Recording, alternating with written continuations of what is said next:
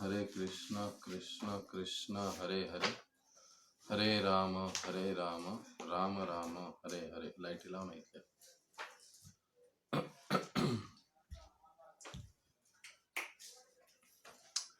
हरे कृष्णा राम राम हरे हरे.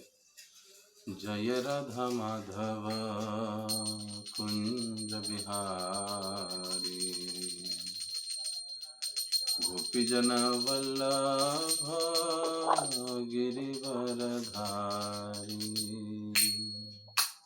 जय राधा माधव कुंज बिहारी, गोपीजन वल्लभ गिरिवरधारी. यशोदानंदना व्रज जनरंजन, यशोदानंदना व्रज जनरंजन. यमुना तीरवनचारी, यमुना तीरवनचारी. जय राधा माधव कुंज बिहारी, गोपीजन वल्लभ गिरिवरधारी. यशोदानंदन व्रज जनरंजन, यशोदानंदन व्रज जनरंजन. यमुना तीरवनचारी, यमुना तीरवनचारी. हरे कृष्णा कृष्णा कृष्णा हरे हरे, हरे राम राम राम हरे हरे. हरे कृष्णा कृष्णा कृष्णा हरे हरे, हरे राम राम राम हरे हरे. हरे कृष्णा कृष्णा कृष्णा हरे हरे, हरे राम राम हरे हरे. हरे कृष्णा कृष्णा कृष्णा हरे हरे, हरे राम राम हरे हरे. जय राधा कुंज बिहारी, राधा कुंज बिहारी राधे. जय गौरनिताय गौरनिताय गौरनिताय, जय गौरनिताय. जय जय प्रभुपाद प्रभुपाद प्रभुपाद. जय श्रील प्रभुपाद. जय जय गुरुदेव गुरुदेव गुरुदेव. जय श्री राम गुरुदेव. बोलो कलयुग पावन से हरिनाम संकीर्तन की जय. श्री श्री राधा कुंज बिहारी भगवान की जय. श्री श्री ताई गौर सुंदर भगवान की जय. जगत गुरु श्रील प्रभुपाद की जय. ओम अज्ञानतिमिरन्धस्य ज्ञानाञ्जनशलाकया चक्षुरुन्मिलितं येन तस्मै श्रीगुरवे नमः. श्रीचैतन्यमनोभीष्टं स्थापितं येन भूतले स्वयं रूप कदा मह्यं ददाति स्वपदान्तिकं. वन्देऽहं श्रीगुरौ श्रीयुतापदकमलं श्रीगुरून् वैष्णवांश. श्रीरूपं साग्रजातं सहगना रघुनाथान्वितं तं सजीवं साद्वैतं सावधूतं परिजनसहितं कृष्णचैतन्यदेवं. श्रीराधा कृष्णपादान् सहगना ललिता श्रीविशाखान्वितां च. नमः ॐ विष्णुपादाय कृष्णपृष्ठाय भूतले श्रीमते भक्तिवेदान्त स्वामिन् इति नामिने.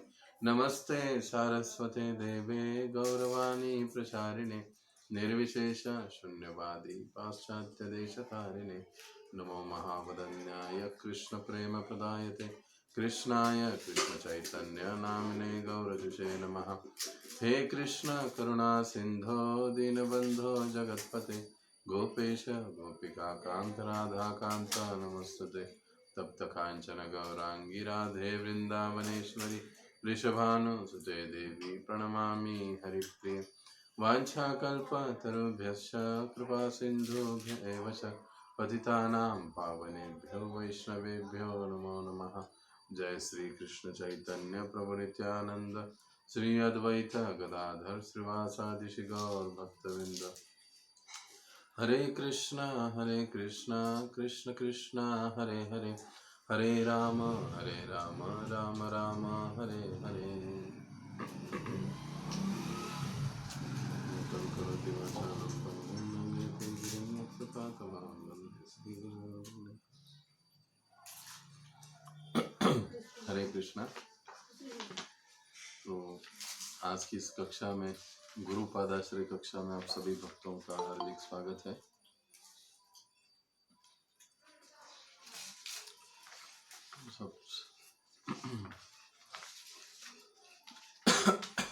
तो आज का हमारा 8वां सत्र है।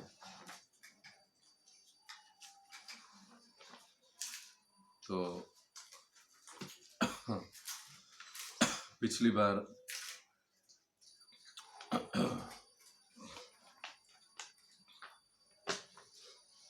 हम लोग जो चर्चा कर रहे थे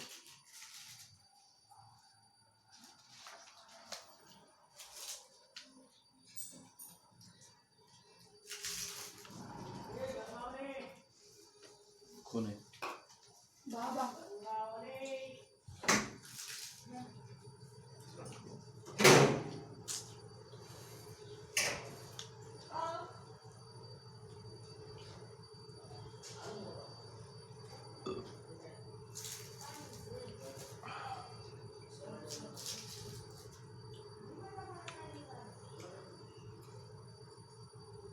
तो पिछले कक्षा में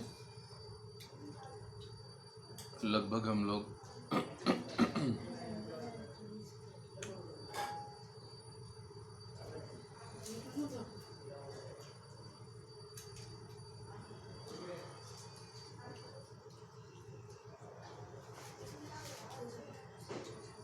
इस्कॉन का स्थापना कब हुआ, प्रश्न 45 यहाँ तक हम लोग पहुँचे थे। और हमने कहा था कि हम लोग मायावाद, अद्वैतवाद, निर्विशेषवाद और श्री चैतन्य महाप्रभु जी का अचिंत्य भेदाभेद तत्व, इसके बारे में हम चर्चा करेंगे।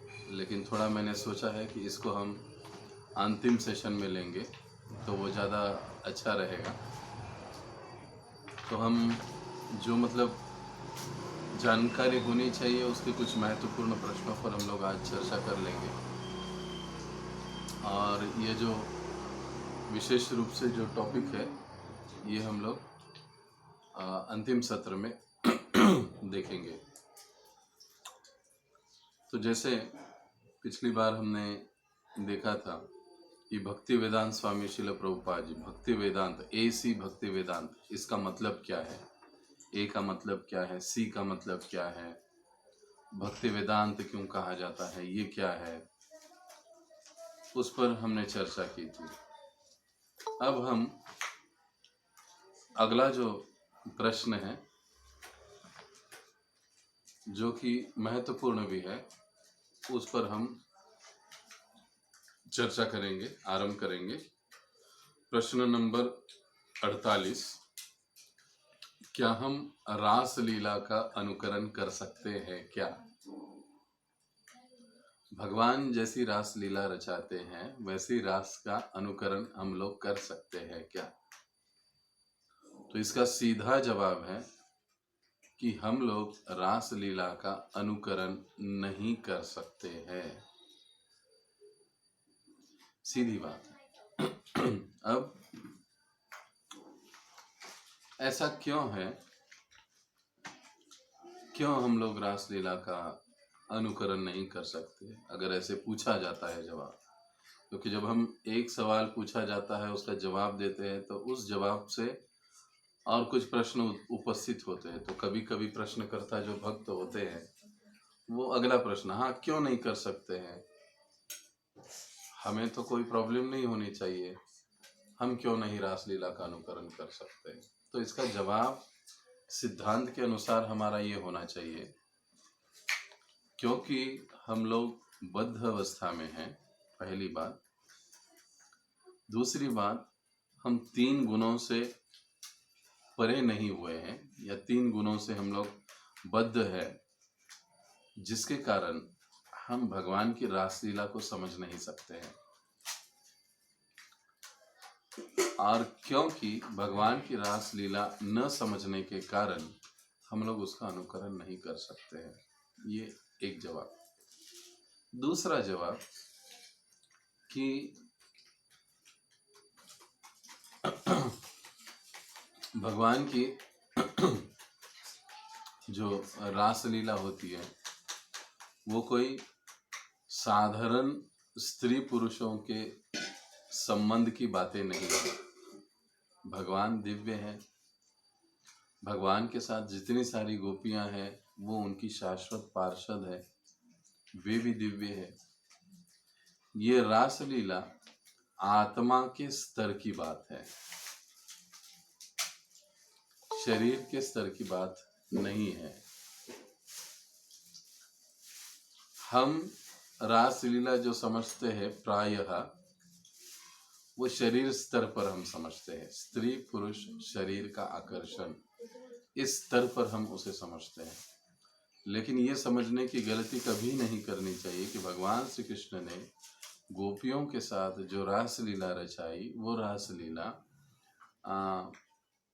एक सर्वसाधारण व्यक्तियों के समान है, बिल्कुल नहीं।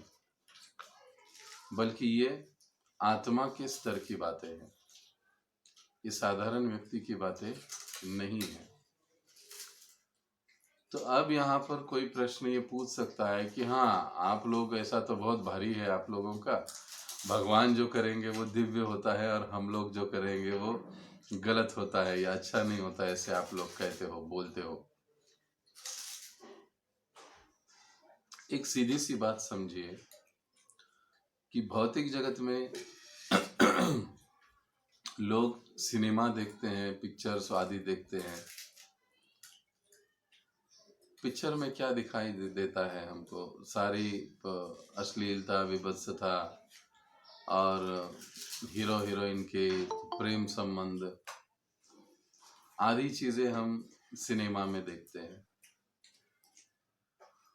और सिनेमा में ये सारे प्रेम की बातों को देखकर हमारी चेतना भी हमारी यानी लोगों की चेतना भी वैसी ही बन जाती है। उन चीजों को वो अपने व्यक्तिगत जीवन में उतारने की कोशिश करते हैं। इसलिए हम लोग आज देखते हैं ना, समाज में इतनी सारी जो चीजें हो रही है, अपहरण है, खून है, और अति प्रसंग है माताओं के साथ, ये जो सारी चीजें घटती है, इसका एक कारण ये महत्वपूर्ण है कि ये इस प्रकार से जो सिनेमा में लोग देखते हैं उससे उनका चित्त विचलित हो जाता है, भ्रमित हो जाता है, जिसके कारण ये घटनाएं घटती है। देखिए, इसमें हम समझ क्या रहे हैं उसको ध्यान में रखिए। एक भौतिक व्यक्ति की प्रेम प्रसंगों को सुनने और देखने से, अब ये बहुत महत्वपूर्ण बात है, एक भौतिकतावादी व्यक्ति की, मटेरियलिस्टिक पीपल, भौतिकतावादी व्यक्ति की प्रेम प्रकरणों को देखने से, सुनने से, देखने सुनने वालों की काम भावना बढ़ती है। इसलिए फिल्मों का, सिनेमाओं का इस भौतिक जगत में गलत प्रभाव दिखाई देता है। हर कोई व्यक्ति काम के जबरदस्त प्रभाव में दिखाई देता है, लस्ट के जबरदस्त प्रभाव में दिखाई देता है। लेकिन भगवान की जो गोपियों के साथ रासलीला है, भगवान जो गोपियों के साथ जो भगवान का प्रेम संबंध है, श्रीमती राधा रानी के साथ जो प्रेम संबंध है, उनको सुनने से एक अधिकृत व्यक्ति, एक साधु या शुद्ध भक्त के मुख से सुनने से हमारे हृदय की काम भावना नष्ट हो जाती है। ये महत्वपूर्ण अंतर है। और इसी अंतर से बहुत सिद्धांत के गहराई में जाने की भी जरूरत नहीं है। इसी सरल सिद्धांत से या बात से हम लोग समझ सकते हैं कि भगवान जो रासलीला करते हैं वो कोई जनसाधारण व्यक्ति जैसी रासलीला नहीं है, बल्कि इस रासलीलाओं का वर्णन सुनकर कई सारे साधकों ने शुद्ध भक्ति या शुद्ध भक्त के स्तर को प्राप्त किया है, शुद्ध भक्ति के स्तर को प्राप्त किया है। अन्यथा श्री चैतन्य महाप्रभु जैसे सन्यासी स्वयं भगवान वो रासलीला की संस्तुति क्यों करते? कई सारे संतों ने भागवतम में रासलीला की महत्ता आदि चीजें बताई समझाई गई हैं, क्योंकि इसको सुनने से हमारा हृदय शुद्ध होता है, इससे काम हृदय से निकल जाता है। ये महत्वपूर्ण फर्क है।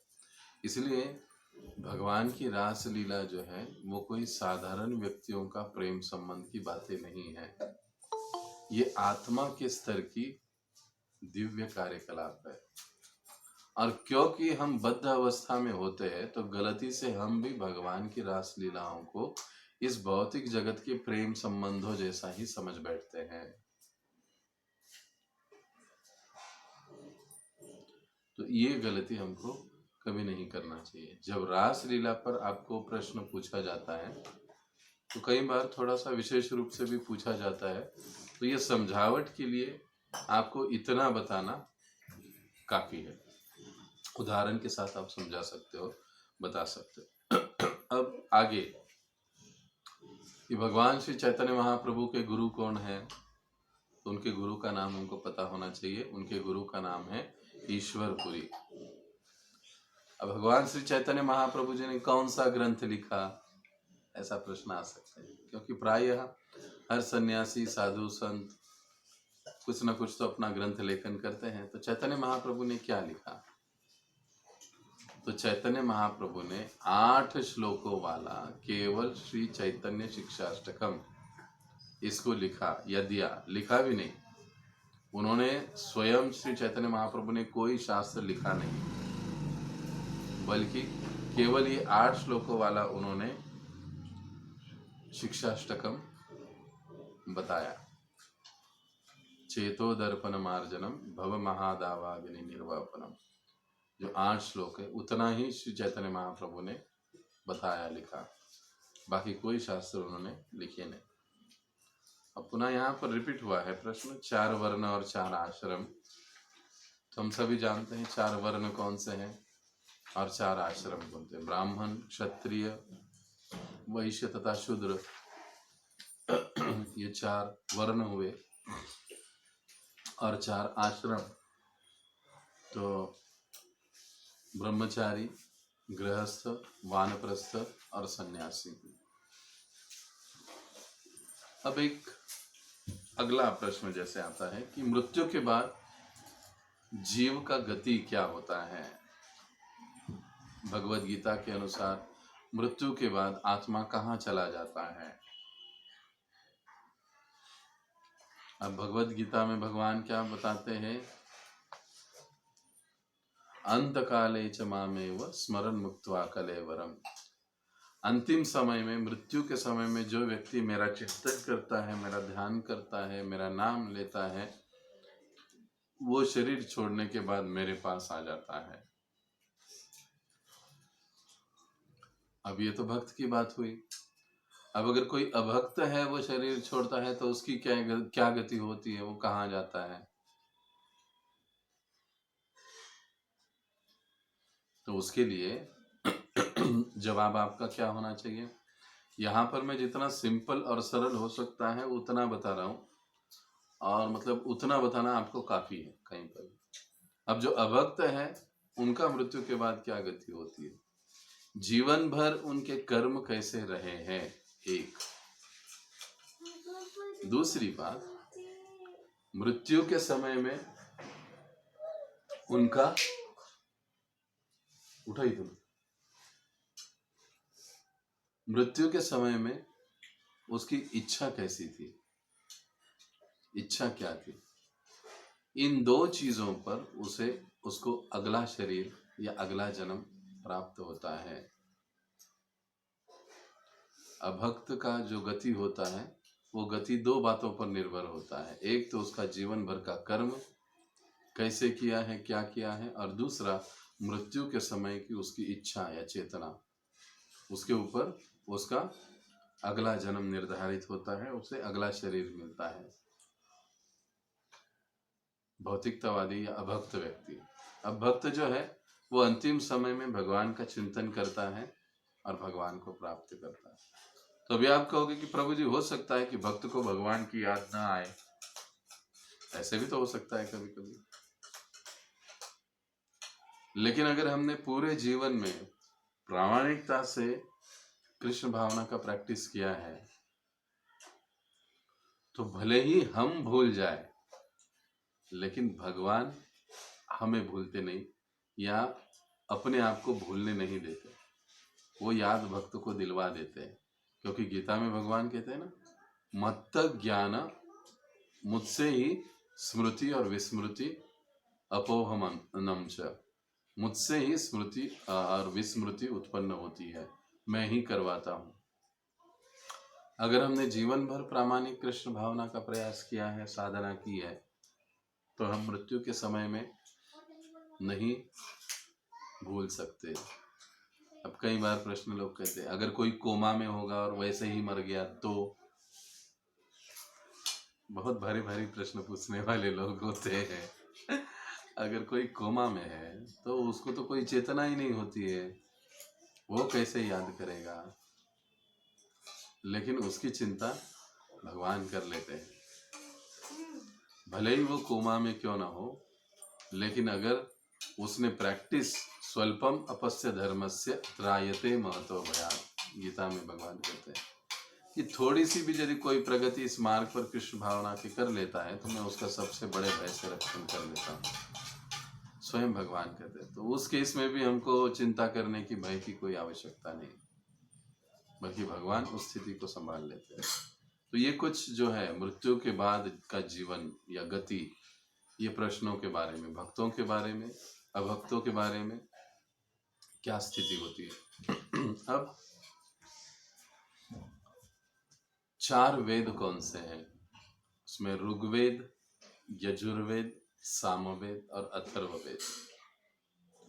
अब कई बार आयुर्वेद को 5वां वेद भी कहा जाता है, लेकिन जब वेद पूछे जाते हैं तो 4 का जवाब ही, हमको ये 4 नाम ही बताने चाहिए। और अगर कोई कहते हैं, प्रश्न करता है कि क्या आयुर्वेद को 5वां वेद हम कह सकते हैं, तो हम कह सकते हैं कि हाँ, आयुर्वेद को 5वां वेद माना गया है, लेकिन प्रमुखता से ये 4 वेदों के नाम ही बताए जाते हैं।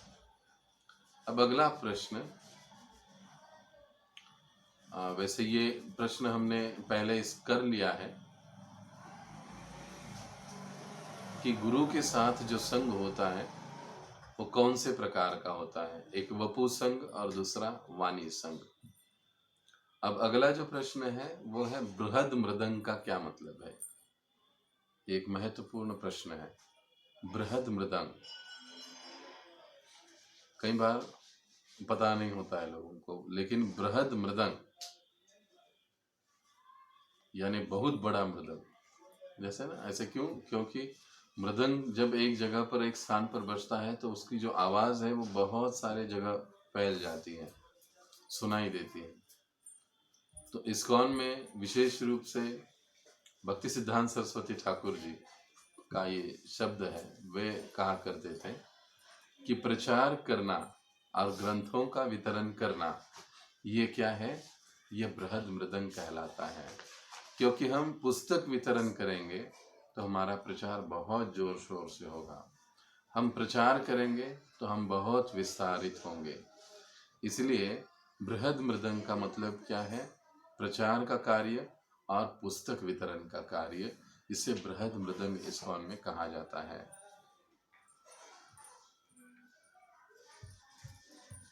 अब एक प्रश्न है जिस पर हमने चर्चा की थी पिछली बार, ध्यान योग, ज्ञान योग, कर्म योग और भक्ति योग, अष्टांग योग, ये सारे योग हमको एक ही लक्ष्य की ओर ले जाते हैं क्या? ध्यान योग से भी हम भगवान की प्राप्ति कर सकते हैं, कर्म योग से भी कर सकते हैं, कर्मकांड से भी कर सकते हैं, अष्टांग योग से भी कर, एक ही लक्ष्य की ओर सभी ले जाते हैं क्या? तो इसका जवाब है नहीं। हर योग का जो लक्ष्य है या अलग अलग है लक्ष्य, ध्यान योग, ज्ञान योग, कर्म योग, भक्ति योग, उससे प्राप्ति अलग अलग प्रकार की होती है, एक ही लक्ष्य की ओर नहीं जाते हैं। अब जो ध्यान योग है वो प्रायः सिद्धि की प्राप्ति के लिए उपयोग में लाया जाता है। जो ज्ञान योग है वो भगवान को और स्वयं को समझने के लिए उपयोग में लाया जाता है, और फिर आगे कंफ्यूज हो जाते हैं बहुत सारे लोग। और जो कर्म योग है वो इंद्रिय तृप्ति की अपेक्षा रखकर किया जाने वाला काम, इंद्रिय तृप्ति के लिए उपयोग में लाया जाता है। और जो भक्ति योग है, और भक्ति योग में विशेष रूप से जो भक्ति का अंग है नाम जप, ये भगवान की प्राप्ति के लिए किया जाता, भगवत धाम की प्राप्ति के लिए या कृष्ण प्रेम की प्राप्ति के लिए किया जाता है। और इन योगों में भक्ति योग सबसे श्रेष्ठ है।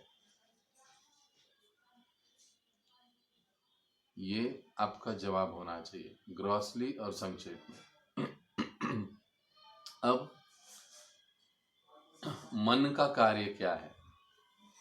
संकल्प करना और विकल्प करना, ये मन का कार्य है। मन कहाँ पर होता है? मन दिखाई नहीं देता।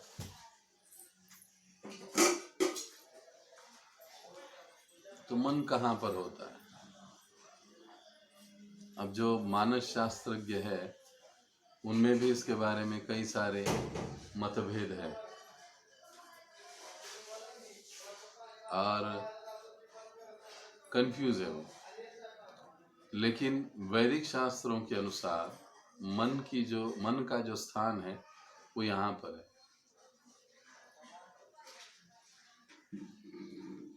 हमारे छोटे दिमाग के पास, ऐसे कहा जाता है शास्त्रों में।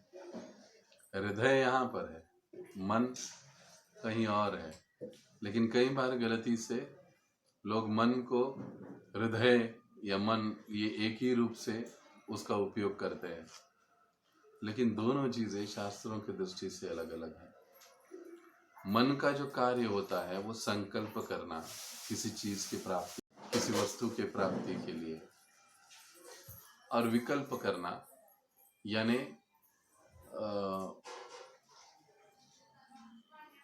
किसी चीज को छोड़ देना, तो मन का कार्य है।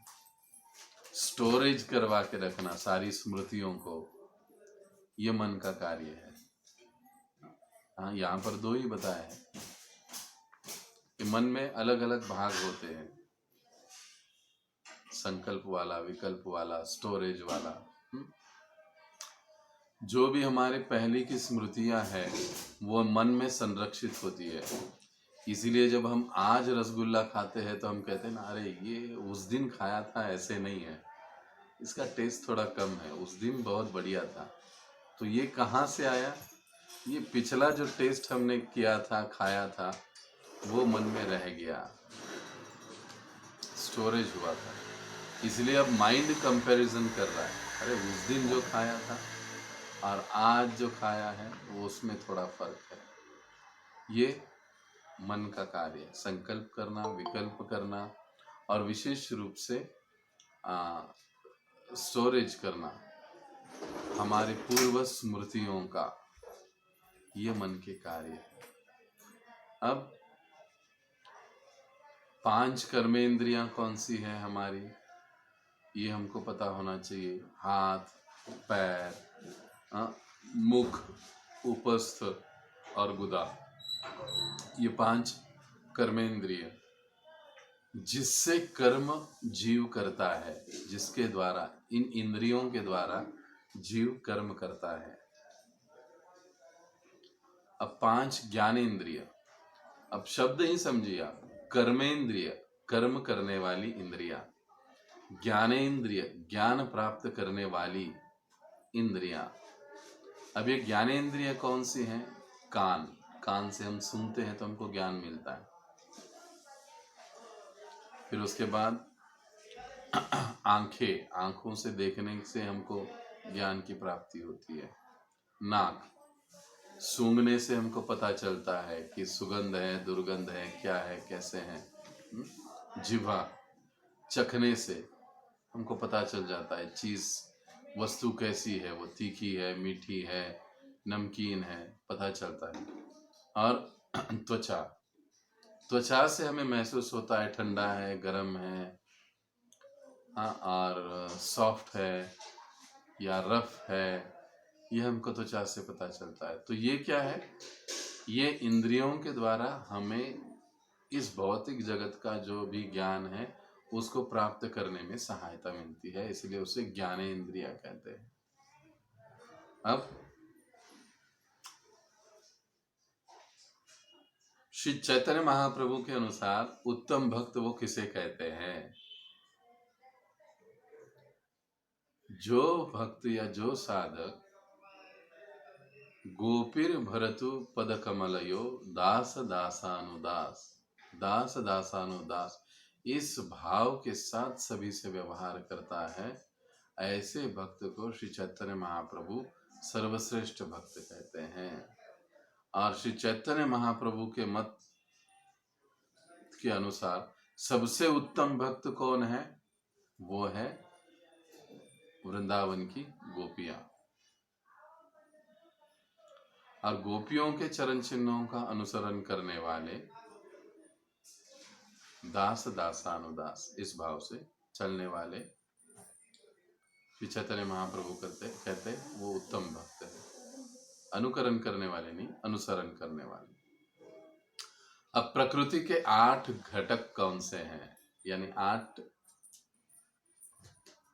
प्रकृति के घटक कहिए उसको, या पदार्थ कहिए, प्रकृति जिससे बनती है। 5 तत्व पहले प्रकृति के, पंच महाभूत, पृथ्वी, जल, अग्नि, वायु और आकाश, ये पंच महाभूत। पंच महाभूत के बाद 3 सूक्ष्म तत्व है, ये 5 स्थूल तत्व और 3 सूक्ष्म तत्व, मन, बुद्धि और अहंकार। इन 8 चीजों से मिलकर प्रकृति बनती है, ऐसे कहा। वैसे जो 24 तत्व बताए गिनाए जाते हैं, लेकिन ये प्रमुख 8 तत्व है। अब श्रीमद् भागवतम किसने लिखा? व्यासदेव जी ने लिखा है। चैतन्य भागवत किसने लिखा? श्रील वृंदावन दास ठाकुर जी ने लिखा। और श्रीमद् भगवद गीता और श्रीमद् भागवत के बीच में अंतर क्या है दोनों में? श्रीमद् भगवद गीता यह उपदेश है अर्जुन के माध्यम से हम सभी जीवों को, और श्रीमद् भागवतम जो है वो भगवान के नाम, रूप, गुण, लीला, इनका वर्णन भागवतम में पाया जाता है। और विशेष रूप से भगवान के जो शुद्ध भक्त है उनके चरित्र का वर्णन भागवतम में है। गीता में केवल उपदेश है अर्जुन के माध्यम से हम सभी जीवों के लिए, तो भागवतम में भगवान के नाम, रूप, गुण, लीला, इनका वर्णन और उनके शुद्ध भक्तों का चरित्र का वर्णन है। यानी श्रीमद् भागवतम ये हमारे जीवन का प्रैक्टिकल एप्लीकेशन है, परंतु वो प्रैक्टिकल एप्लीकेशन तब सही रूप से हो पाएगा जब हम गीता के उपदेशों को ठीक से सुनेंगे और समझेंगे। ये अंतर हुआ भगवद गीता भागवतम में। अब उपदेशामृत किसने लिखा है? नेक्टर ऑफ इंस्ट्रक्शन,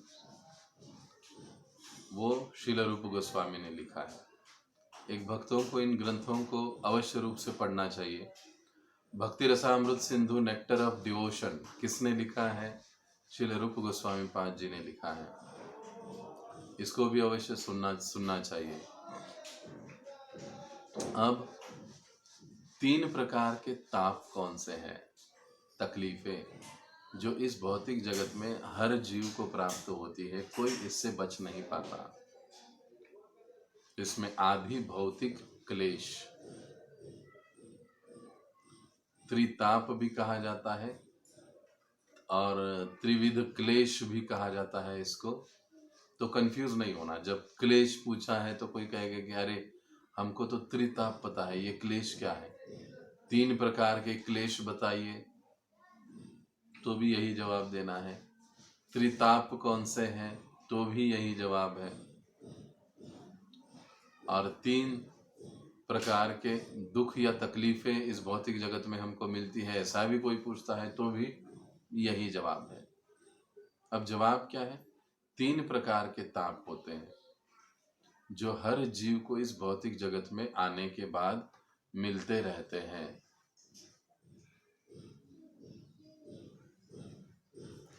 इस भौतिक जगत में आने के बाद मिलते रहते हैं। उसमें से पहला है आदि भौतिक क्लेश, दूसरा है आध्यात्मिक क्लेश और तीसरा है आदि दैविक क्लेश। अब आदि भौतिक क्लेश का क्या मतलब है? संक्षेप में कि ऐसे क्लेश या ऐसी तकलीफें जो हमें दूसरे जीवों से प्राप्त होती है। जैसे अभी मैं यहाँ पर बैठा हूँ, मुझे मच्छर काट रहा है, दूसरे जीवों के द्वारा मुझे मिलने वाली तकलीफें, फिर हमारे सगे संबंधी हो, पशु पक्षी जानवर हो, इनके द्वारा जो तकलीफें हमको मिलती है उसे आदि भौतिक क्लेश कहा जाता है। अब अधिदैविक क्लेश का मतलब क्या है? दैव के द्वारा एक, दूसरा इस प्रकृति के द्वारा या अलग अलग देवी देवताओं के द्वारा जो तकलीफें हमें दी जाती है। उदाहरण के तौर पर अर्थक्वेक, भूकंप आना, बाढ़ आ जाना, अतिवृष्टि होना, अकाल पड़ जाना, ऐसी भयानक भयानक बीमारियां उत्पन्न हो जाना, आ जाना, ये सारी बातें आदि दैविक क्लेश में आती है। इस प्रकार से प्रकृति या देवताओं के द्वारा मिलने वाले दुख या कष्ट, सीधे शब्दों में, वो आते हैं आदि दैविक क्लेश में, आदि दैविक ताप। अब आदि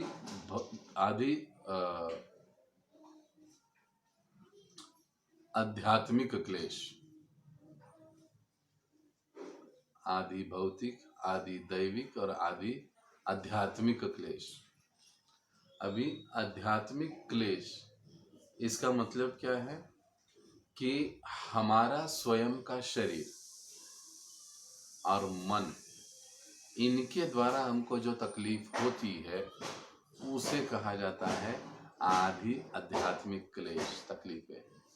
देखो गौर से देखिए, इन तीनों से कोई नहीं बच सकता है। अब घुटने में दर्द होता है, सर में दर्द होता है, खांसी होती है, सर्दी होती है, कभी कभी व्यक्ति डिप्रेशन में चला जाता है। मन के द्वारा मिलने वाला क्लेश, शरीर के द्वारा मिलने वाला क्लेश, हमारे ही स्वयं के ही, ये आदि आध्यात्मिक क्लेश। तो 3 प्रकार के ताप कौन से हैं? ऐसे जब आपको सवाल पूछा जाता है तो आपको इतना इस प्रकार से जवाब देना जरूरी है। कभी इतना कहा आपको कि 3 प्रकार के क्लेशों का, तापों का नाम बताइए, आदि दैविक, आदि भौतिक, आदि आध्यात्मिक, बस। और उसको वर्णन भी कीजिए, बताइए उसमें क्या क्या आता है। तो फिर बहुत जो भी स्पष्टीकरण आपको अभी दिया वो सारा उतना बताना काफी होता है। अभी 10 नाम अपराध, भगवान नाम का जब जब हम लोग करते हैं तो 10 प्रकार के अपराध हमसे होने की संभावना होती है या हम लोग करते रहते हैं। तो वे 10 अपराध कौन से हैं ये हमको पता होने चाहिए। दीक्षार्थी भक्त को ये जो 10 अपराध हैं वो मुंह जबान याद होना चाहिए। और हम लोग कभी पूछते 7वें नंबर का अपराध बताओ, 5वें नंबर का कौन सा है, दूसरे नंबर का कौन सा है, तो आपको वो ठीक तरह से याद होना चाहिए। सीक्वेंस के अनुसार, क्रम के अनुसार आपको ये अच्छी तरह से याद होना चाहिए। और हर अपराध का क्या अर्थ है, मतलब है, ये आपको पता होना चाहिए। ये बहुत जरूरी है। नाम अपराध एक भक्त को पता होना चाहिए, होना ही चाहिए कि नाम अपराध है। अगर नाम अपराध ही हमको पता नहीं तो फिर हम लोग आगे भक्ति कैसे करेंगे, जप कैसे करेंगे, वो ठीक से हो नहीं पाएगा। क्योंकि जाप करते हुए कौन से अपराध हमसे हो सकते हैं, ये जब हमको पता होगा तब हम उसको टालने की कोशिश करेंगे। पता ही नहीं होगा तो टालेंगे कैसे, उसको अवॉइड कैसे करेंगे। तो इसलिए 10 नाम अपराध विशेष रूप से पता होना जरूरी है। जिनको 10 नाम अपराध के बारे में डिटेल से जानना है, पूछना है, तो मेरा जो YouTube चैनल है उसमें 10 के 10 नाम अपराध के मैंने हर एक नाम अपराध का डिटेल्स में उसका स्पष्टीकरण दिया है, आप उसको सुन सकते हैं YouTube पर। तो अगला जो प्रश्न है कि नाम जप के 3 स्तर कौन से हैं, ये भी महत्वपूर्ण प्रश्न है। नाम जप के भी स्तर होते हैं। जब हम प्रारंभ में हरे कृष्ण महामंत्र जपना आरंभ करते हैं तो वो एक स्तर होता है। जब कई सालों तक, कुछ सालों तक हम लोग हरे कृष्ण महामंत्र को जप करते रहते हैं, तो एक दूसरा स्तर आ जाता है। और वहां से भी आगे कई सालों तक हम लोग अच्छे से गंभीरता से जाप करते रहते हैं, मंत्र जाप, तो वो एक तीसरे प्रकार का स्तर होता है। तो नाम जप में भी स्तर होते हैं। उसमें सबसे पहला स्तर है अपराध युक्त नाम। अपराध युक्त नाम जप का स्तर, जो वर्तमान में हम लोग का मतलब, आप तो शुद्ध नाम लेते होंगे, लेकिन मैं बहुत अपराध करता हूँ। लोग मुझे कहते हैं आपकी वजह से प्रभु जी मुझे रुकना पड़ा। तो नाम अपराध, अपराध युक्त नाम जप, यानी कई सारे हम लोग अपराध करते हुए नाम जप करते रहते हैं, उसको कहा जाता है नाम अपराध युक्त नाम जप। कई सारे अपराधों को करते हैं और नाम अपराध करते हैं, सेवा अपराध करते हैं, कई बार धाम अपराध होता है, कई बार वैष्णव अपराध होता है। ऐसे अलग अलग प्रकार के अपराध करते हुए हम लोग नाम जप करते हैं। अभी वर्तमान में हमारी स्थिति यही है, हम लोग कई सारे अपराध भी करते हैं और नाम जप भी करते हैं। प्रभुपाद जी कहते हैं कि जैसे एक बहुत बड़ा मटका है, उसमें ऊपर से पानी डाल रहे हैं हम लोग, लेकिन नीचे से छोटा छोटा उसको होल बना रहे हैं, छिद्र बना रहे हैं। ऊपर से पानी डालने का क्या मतलब है, हरे कृष्ण महामंत्र का जप करना, और नीचे उसको छिद्र बनाने का क्या मतलब है, ये अपराध करते रहना। तो पानी डालेंगे तो वो मटका कभी भरेगा नहीं क्योंकि वो नीचे से बहते रहेगा। इसलिए नाम जब जब हम करते हैं तब इन 10 नाम अपराधों से बचना बहुत महत्वपूर्ण होता है। अगर हम 10 नाम अपराधों से नहीं बचते हैं, वैष्णव अपराध, वैष्णव निंदा, सेवा अपराध, धाम अपराध, इन चीजों से अगर हम नहीं बचते हैं तो हम लोग नाम जप तो करते रहते हैं लेकिन आध्यात्मिक प्रगति नहीं होती, जीवन में परिवर्तन नहीं दिखाई देता है, क्योंकि हमने ऐसे नीचे छोटे छोटे होल्स बनाए रखे हैं। हम लोग वो चीजें कर रहे हैं, अपराधों की चीजें कर रहे हैं, तो नाम जप का प्रभाव हमारे जीवन में दिखाई नहीं देता है।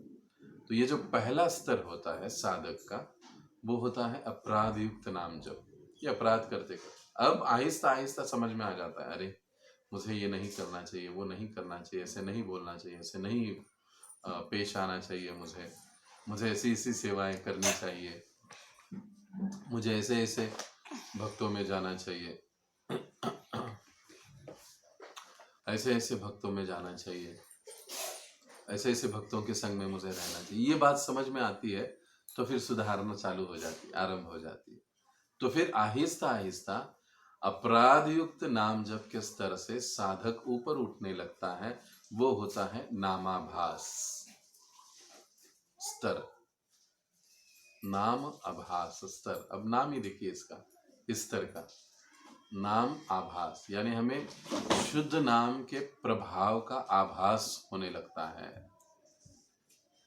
आभास होने लगता है का क्या मतलब है कि नाम का जो प्रभाव है, नाम की जो अनुभूति है, उसके जो दिव्य गुण कहिए या प्रभाव कहिए, वो हमें प्रकट होने लग जाते हैं हमारे सामने।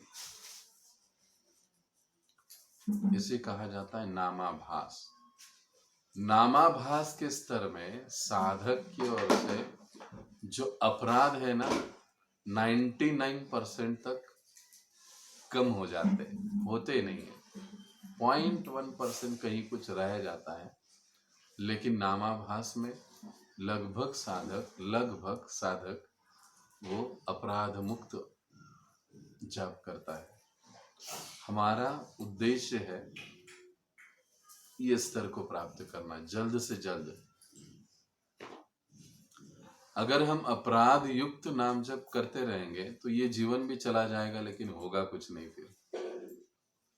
इसीलिए नामाभास के साथ मैं जानबूझकर कुछ चीजों को विस्तार से समझा के बता रहा हूं कि आप सभी को चीजों को अच्छे से समझ में आ जाए, और जब आप इन चीजों का जवाब दे सवालों का तो आसानी से आप दे पाएंगे इसका जवाब। तो नामाभास का मतलब है इस स्तर पर साधक लगभग अपराध मुक्त, ये शब्द बहुत जरूरी है, लगभग अपराध मुक्त नाम जप करता है और नाम के प्रभाव की अनुभूति उसे होने लगती है। अब जब इस प्रकार से वो दूसरे स्तर पर आता है, कुछ समय यहाँ पर वो रहता है, अपराध मुक्त नाम लगभग वो लेते रहता है, तो ये स्तर से भी वो अंतिम स्तर को आगे बढ़ जाता है, जिसे कहा जाता है शुद्ध नाम। तीसरा स्तर शुद्ध नाम, दैट मीन्स कि उसमें किसी प्रकार का कोई अपराध नहीं, कोई अपेक्षा नहीं, कोई स्वार्थ नहीं, कुछ भी नहीं। अपराध तो बिल्कुल नहीं, जीरो अपराध। ऐसी स्थिति वो शुद्ध नाम कहा जाता है, उसको कहा जाता है क्या? शुद्ध नाम। वास्तविकता में ये शुद्ध नाम जप, ये हमारा ध्येय है, और हमको शुद्ध नाम जप के स्तर तक पहुंचाने के लिए ही रोज सवेरे 5:30 बजे हमारे गुरु महाराज जूम पर आते हैं, ताकि हम लोग इस स्तर तक जल्द से जल्द पहुंच सके। उनके साथ बैठकर ब्रह्म मुहूर्त में अच्छे से हम लोग जाप करें। इसीलिए महाराज जी इतना कष्ट लेते हैं, और दुर्भाग्य से कि पुणे के बहुत कम भक्त वहां पर उपस्थित होते हैं। तो ये बहुत गंभीर बात है, जितना हो सके उतना सभी को इसमें उपस्थित होना चाहिए। अब कोई किसी को कान पकड़ के तो नहीं बैठा सकता है, आपके आत्मा की चिंता आपको करनी है।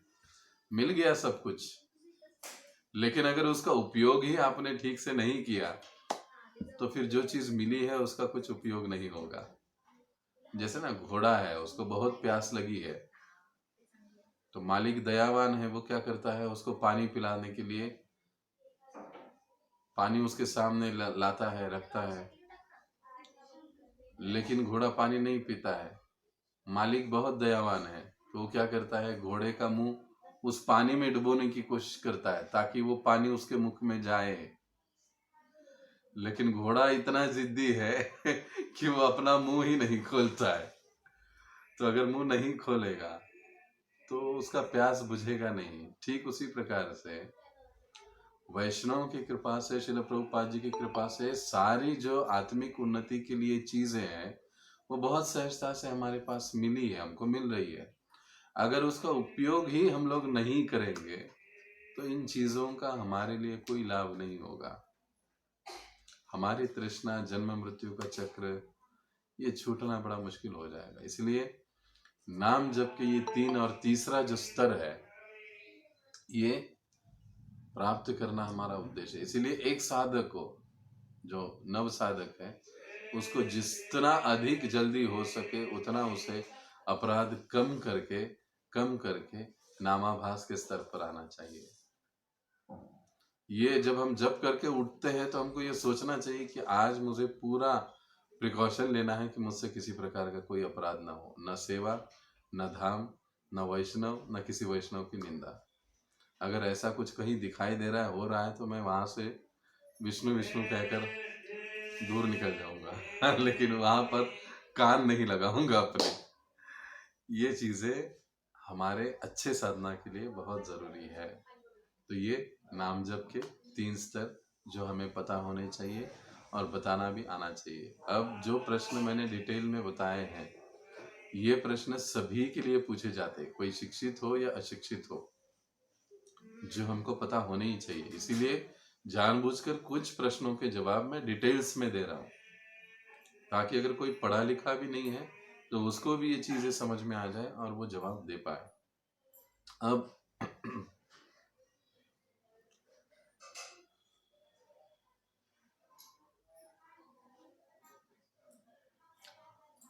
भगवान की 3 शक्तियां कौन सी है? अंतरंगा शक्ति, 2 बहिरंगा शक्ति और तीसरी तटस्था शक्ति। अब अंतरंगा शक्ति, तटस्था शक्ति और बहिरंगा शक्ति, सीक्वेंस जब बताने की बात आती है ना, कई बार भक्त लोग गड़बड़ करते हैं। इसका सीक्वेंस है बताने का। भगवान की जो 3 शक्तियां हैं उसके नाम बताओ, हम कहते हैं अंतरंगा, बहिरंगा, तटस्था, बट उसका सीक्वेंस है, वो भी हमको समझना चाहिए। अंतरंगा शक्ति, फिर तटस्था शक्ति और फिर बहिरंगा शक्ति। ऐसे क्यों है? क्योंकि बीच वाली जो तटस्था शक्ति यानी हम सभी जीव, उनमें अंतरंगा शक्ति की ओर झुकने की प्रवृत्ति होती है और साथ ही साथ बहिरंगा शक्ति की ओर झुकने की भी प्रवृत्ति पाई जाती है। वो दोनों में से कहीं पर भी जा सकता है जीव, इसलिए दोनों के मध्य में वो स्थित होता है। तो सीक्वेंस के अनुसार हमको इस सवाल का जवाब ऐसे ही देना चाहिए। ये बातें देखी जाती है, अंतरंगा शक्ति, तटस्था शक्ति, बहिरंगा शक्ति। अंतरंगा शक्ति श्रीमती राधा रानी, तटस्था शक्ति यानी हम सारे जीव, बहिरंगा शक्ति यानी ये भौतिक प्रकृति या दुर्गा देवी, सीधे शब्दों में। तो जीव को दोनों में से एक का चयन करना ही होता है, या तो इधर या तो उधर। वो हमेशा के लिए बीच में ही नहीं रह सकता। जब वो अंतरंगा शक्ति के संपर्क में नहीं रहता है तब वो बहिरंगा शक्ति के संपर्क में रहता है, और जब वो अंतरंगा शक्ति के संपर्क में चला जाता है तो बहिरंगा शक्ति का संपर्क उसका आहिस्ता आहिस्ता कम होने लगता है, कंट्रोल, और वो अंतरंगा शक्ति के आश्रित हो जाता है। अब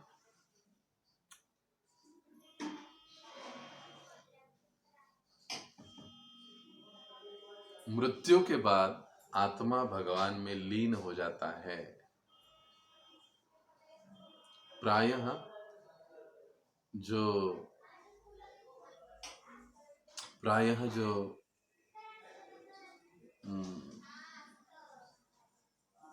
कम पढ़े लिखे भक्त हैं या कई बार गांव ग्रामीण भाग में जो भक्त होते हैं, इस विषय में काफी कंफ्यूजन होता है। तो ये हमको क्लियर होना चाहिए कि मृत्यु के बाद हम कभी भी भगवान में लीन नहीं होते हैं या नहीं हो सकते। जीव का और भगवान का अस्तित्व हमेशा से स्वतंत्र है, स्वतंत्र रहेगा और स्वतंत्र ही था। जीव भूत सनातन, हाँ भगवान कहते हैं। इस सनातन काल से वो मेरा अंश है, अंश ही रहेगा। वो कभी मेरे जैसा एक नहीं होगा, लीन नहीं होगा, कुछ नहीं होगा। तो ये जो सवाल है, ये सवाल बहुत महत्वपूर्ण है। अब इस सवाल की अन्य पहलुओं को आप समझिए। जब कोई भक्त कहता है कि नहीं नहीं हम भगवान में लीन नहीं होते, तो फिर अगला प्रश्न, तो क्या होता है? हमारा अस्तित्व भी स्वयं बना रहता है अलग से। हम भगवान की सेवा करने के लिए भगवान के सेवक है। अंश के रूप में हमारा अपना स्वतंत्र अस्तित्व है और भगवान का अपना स्वतंत्र अस्तित्व है। वैधानिक या योग्य स्थिति में हम लोग अपने आप को भगवान का सेवक मानकर भगवान की सेवा करते हैं, और जब असंवैधानिक स्थिति में जीव अपने आप को कर्ता या स्वामी मानकर स्वयं के इंद्रियों की सेवा करता है, भगवान की नहीं करता है। तो ये संवैधानिक स्थिति और असंवैधानिक स्थिति जीव की। तो अब इसमें जो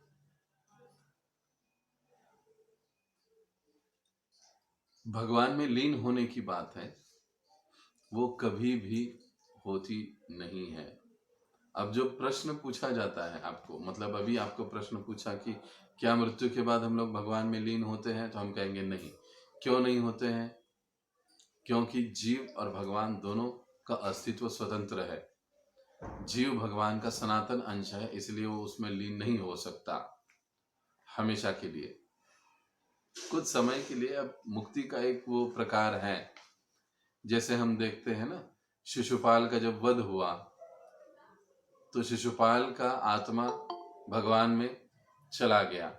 उसके बाद शिशुपाल का जो रावण है, रावण का मृत्यु हुआ, तब उनका जो आत्मा है वो प्रभु श्री राम में चला गया। ऐसे कुछ उदाहरण हम लोग देखते हैं शास्त्रों में। लेकिन कुछ समय के लिए जीव वहां पर रहते हैं और बाद में पुनः वो इस भौतिक जगत में फेंक दिए जाते हैं पुनः से। तो ये समझावट महत्वपूर्ण है कि हम लोग भगवान में कभी लीन नहीं होते। जीव और भगवान का स्वतंत्र अस्तित्व होता है, सनातन अंश है जीव भगवान का, इस नाते वो कभी लीन नहीं होते हैं। एक अब भगवान में लीन नहीं होंगे तो हमारा अस्तित्व स्वतंत्र रहेगा। तो फिर माता जी, प्रभु जी, अगर हमारा अस्तित्व है तो फिर जन्म है, जरा है, मृत्यु है, व्याधि, सारे दुख हमको वापस लेने पड़ेंगे। तो क्यों हमको अपना अस्तित्व रखना है? उससे अच्छा है हम लोग भगवान में एक हो जाए ना, लीन हो जाए। कितना अच्छा लगता है ना सुनने को। कभी कभी प्रश्नकर्ता ऐसे घुमा देते हैं भक्तों को कि हम लोग लीन ही हो जाए ना, क्योंकि अस्तित्व है तो इसका मतलब है जन्म मृत्यु, जरा, व्याधि, सारी चीजें आ गई और फिर दुख भी आ गए, तकलीफ भी आ गए, तो वो चाहिए ही नहीं हमको, ये अस्तित्व ही नहीं चाहिए। इसीलिए तो मायावादी, निराकारवादी लोग भगवान में लीन होने की बात करते हैं, एकाकार होने की बात करते हैं, क्योंकि वो अस्तित्व से डरते हैं। लेकिन अस्तित्व एक तो भौतिक होता है, जो भौतिक अस्तित्व हमें हमारे दुखों का कारण है। लेकिन हमारा आध्यात्मिक अस्तित्व जो है वो सबसे महत्वपूर्ण बात है। आत्मा के स्तर पर हमारा सूक्ष्म शरीर, आत्मा भगवान का अंश है और उनकी उस रूप में सेवा करना, उस रूप से सेवा करना। तो भले ही भौतिक शरीर जब हम धारण करते हैं तब ये सारी समस्याएं, जन्म, मृत्यु, जरा, व्याधि आदि रहती है। 3 ताप हमें प्राप्त होते हैं। लेकिन जब हम दिव्य शरीर को प्राप्त करते हैं, हमारे मूल स्वरूप को प्राप्त करते हैं, तो उसमें ये तकलीफें नहीं होती है। और कई बार मायावादी लोग, निर्विशेषवादी लोग इस बात को समझ नहीं पाते हैं, इसलिए वो अस्तित्व को ही नकारते हैं, यानी हमारे व्यक्तित्व को नकारने की वो कोशिश करते हैं। ये कहते हैं हमको व्यक्तित्व नहीं चाहिए, भगवान में लीन होना है। तो ये जो समझावट है वो बहुत ज़रूरी है कि हम लोग भगवान में कभी लीन नहीं होते, बल्कि भगवान का और हमारा अस्तित्व सदैव बना रहता है। बहुनी में व्यतीतानि जन्मानि तव चार्जुन तान्यहम वेद सर्वाणि न त्वं वेत्थ परन्तप, गीता में भगवान कहते हैं। तो ये महत्वपूर्ण बात है। ये सवाल का जो जवाब है वो भी बड़ा महत्वपूर्ण है, हमको उसको अच्छे से समझना चाहिए। तो 11:03 हो चुके हैं, तो हम आज यहाँ पर रुकेंगे और इस कक्षा के बाद तुरंत दूसरा कक्षा है। कुछ भक्त उस कक्षा के रूप सभा के ज्वाइन हुए हैं, तो अभी हम इस कक्षा को विराम देते हैं।